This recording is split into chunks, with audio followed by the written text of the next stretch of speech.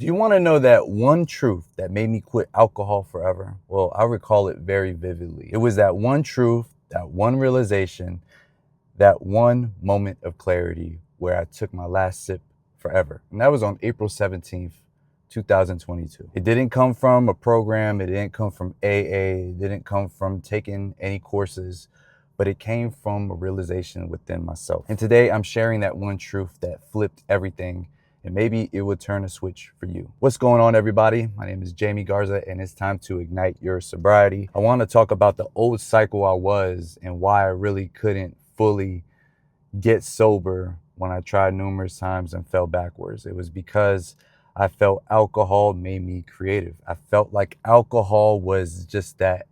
You remember Space Jam, that secret stuff? I felt like alcohol was that secret stuff for me. I felt like I couldn't tap into my inner genius. I felt like my ideas were meh.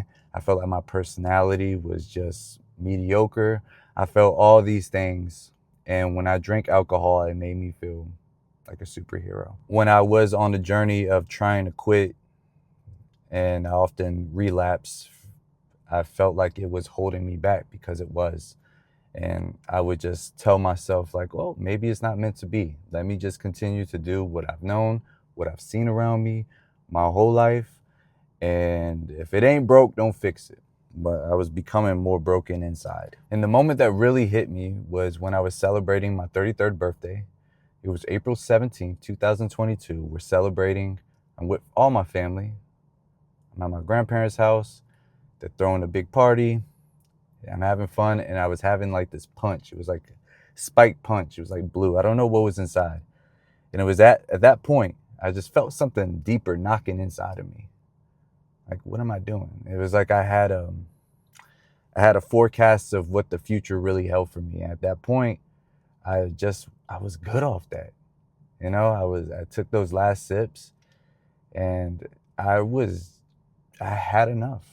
You know, I think to me, it was God knocking at me and he's given me so many opportunities, and he's saved me so many times. I used to drink and drive all the time.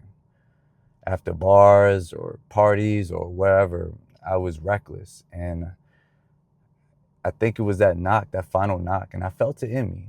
And, you know, after that day, it was just a cold truth. And I was like, you know what? I'm not going to drink no more. I didn't really tell nobody. You know, I just felt the conviction inside of me. I shared, of course, with my wife to, you know, have some accountability with me, but I was ready to go full in. Like at that time, I was just drinking on weekends, and it wasn't even hard liquor. So it was gradual. However, when I felt that knock, it was no turning back for me. And I figured like I came out on top. It could have been so much worse for me, and thankfully it wasn't. Yes, my health, and I realize now that my health wasn't as flourishing as it is now. Like I was literally shaking. My hand like would shake if during the heavier periods of time. But at that time, I just realized I had to be a better father. And I had to be a better man. There was more for me in this world than just drinking alcohol and escaping. And I wanted more. I wanted to achieve more. I wanted to get it. I want to like really be something. I want to be a man that my family's proud of, that my wife could be like, yes, that's my husband. I wanted to be a leader. I wanted to just be somebody who was bold to be different. And since then, I've been on fire, living that truth and embodying that and creating content like this to maybe inspire someone out there who may be in the same boat, feeling that conviction, that knock on the door. No one's going to know it but you, and it's only meant for you to hear it. I think for many years I was hearing the knock, but I was avoiding it. And I think a lot of it took because I was drinking a lot. You can't hear the knock loud and clear when you're altering your mind and altering your inebrium and how your feelings and covering your feelings. You know, truth hurts. I heard the truth. That's what it was. It was truth.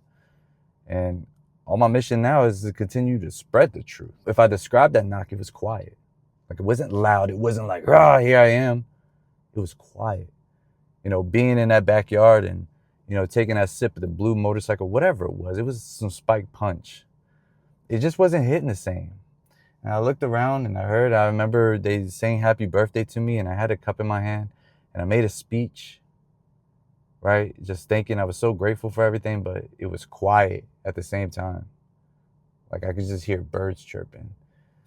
And at that time, I just realized, like, man, this is going to be it for me. I want to try something different. I want to do something different. I want to do something I've never done. I want to do something that's never really been achieved in my family. I want to shift the narrative. I don't want my kids to see like, oh, daddy's going to get drunk again because it's a celebration. No, I didn't want my wife to be like, oh, you just saying that because you're drunk. That's the one thing I hated. I hated being classified in a box because of my thoughts and how I was expressing myself, but just being it overshadowed by alcohol.